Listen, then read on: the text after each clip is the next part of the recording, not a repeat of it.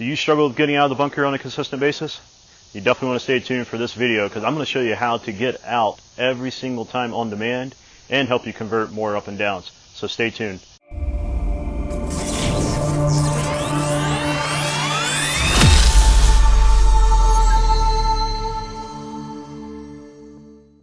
Okay, so I'm going to cover the 3 to 4 things that you absolutely must have in order to get out of the bunker. And the last one, you're definitely going to want to make sure you stick around for that. I'm going to cover how you hit different sand types. And before we get into this, if you haven't yet subscribed to the channel, go ahead and hit that subscribe button and hit the bell. And we're going to be putting out more content over the next few weeks, so make sure you get notified of that. And with that said, let's dive in.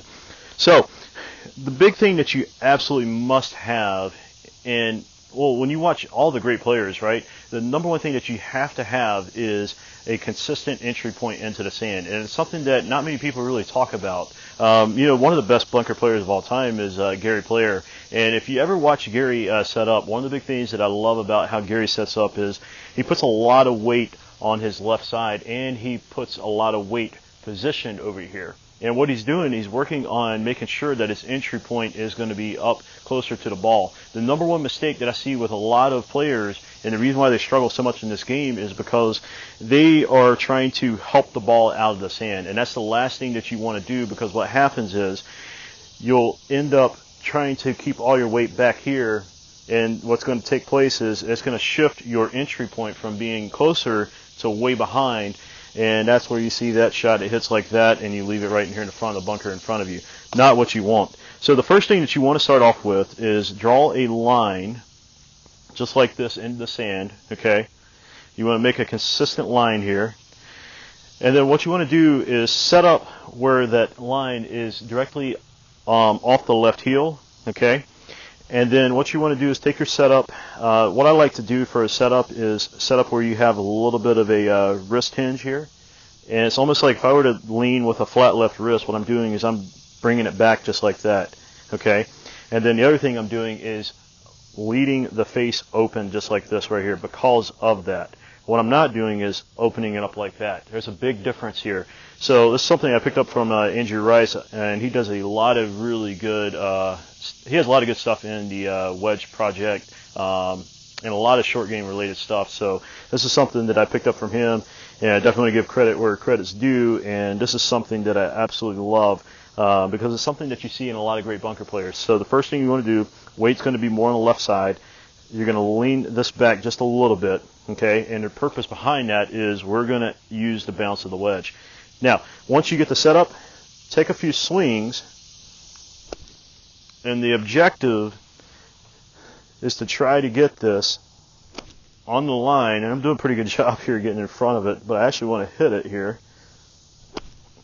So that was pretty good there. Take your time in between each swing. That's very important as well. So now as you're starting to see, I'm getting more consistent here. And the objective here is to make that consistent all the way through. If this is not consistent, and for an example, you're hitting way back here behind the line, you're not going to have a lot of success in this part of the game. Very crucial that you get that part right, because it's going to be a struggle.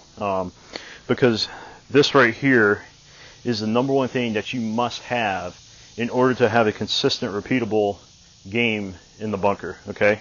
And it's the only thing that's going to allow you for certain to get this ball out of the bunker, right? You know, Warren Buffett talks about rule number 1, don't lose money. Rule number 2, don't forget rule number 1. Well, in the bunker, it's rule number 1, get the ball out. Rule number 2, don't forget that, okay? So this right here is going to give you the best chance, because as you get better at your entry point, then you can move into actually trying to hit the shot out, okay? So the number one thing is entry point. Then we're talking about setup here. So ball position is going to be inside left heel. Again, make sure that this is pushed back and hands are not forward. The reason why is when you lead with this leading edge, okay? If you lead with the leading edge, you're taking this wedge and you're basically turning it into a knife. And what's going to happen is as you get the hands way out in front, or lead with the leading edge, it's going to dig, okay? Not what you want in this particular shot. What you want to use instead is the bounce of this wedge. And the way you do that is simply this. If I lead with it, look at where the handle location is in relation to the wedge itself. When I put it back to neutral, now we're starting to get to where it's more neutral here, but we really want to use that bounce, especially in soft sand, okay? So now, once I get this laying back, now we know when it takes collision with the bunker, it's going to hit and it's going to glide right through. And that's where you've heard the term, you want to splash the ball out with the sand. This is how you do it correctly, okay? So, once you get the entry point down, you're getting consistent with there, and then you're able to move on to the next piece, and that is with the setup. Ball position is going to be left side, hands or back or neutral, okay? Weight is more centered on the left side, and one of the things that you also want to make sure you do is take this shoulder and go down a little bit. You do not want to have a lot of tilt here, especially for a flat lie, okay? And the reason why is we want to make sure this wedge is going down through the sand. But as long as the wedge is set up correctly, we don't have to worry about it digging a whole lot here, okay? So, again, set up, and then we'll go ahead and hit a shot.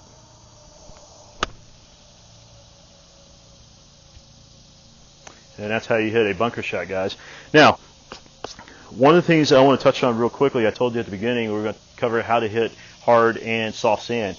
Well, right here in this part here, I raked up a good bit, so this is a lot softer, and so you want to make sure that whenever you set up for a soft sand shot, that you're using a lot of bounce here. That means leaning the handle back, okay? So that way when the club hits the sand, the bounce kicks in and it does its job gliding through. You do not, however, for a soft sand shot, ever want to lead with the hands in front, because now you're leading with the leading edge, and that's going to dig. Now, the opposite is true. If you're playing in a bunker that has very hard pan sand, very little sand in the bunkers, you do not want to lean this back, because what's going to happen is as soon as that club makes contact with sand, it's going to ricochet, and then it's going to hit that ball, and it's going to go thin shot either into the lip, or you're going to hit it skied across the green, okay? So what you have to do in a hard pan sand is, instead of setting up like this, you're going to actually set up where it's more neutral, just like that. And in some cases where it's really hard, you may even want to press the hands forward, because the objective here is to make sure that you're going to let it to dig, okay? So I hope that makes sense. Just want to say thanks for joining. If this is making sense for you guys, please comment yes below, down in the bottom. I'd love to see those comments. You'll definitely see me responding to those if you have any questions. And other than that, thanks so much.